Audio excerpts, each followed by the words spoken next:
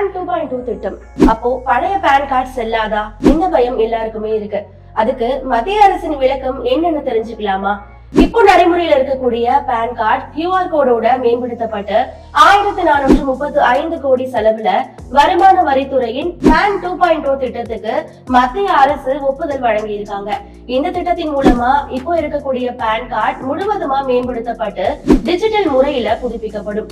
அதற்கு பிறகு அனைத்து விதமான டிஜிட்டல் அமைப்புகளுக்குமே பொதுவான வணிக அடையாளமா PAN கார்டு மாற்றப்படும்னு தகவல் மற்றும் ஒளிபரப்புத்துறை அமைச்சர் அஸ்வினி வைஷ்ணவ் தெரிவிச்சிருக்காரு.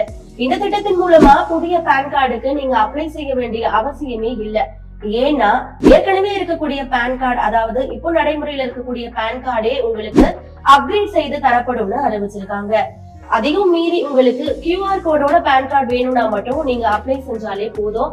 அதுவுமே முற்றிலுமா உங்களுக்கு இலவசமாவே வழங்கப்படும்.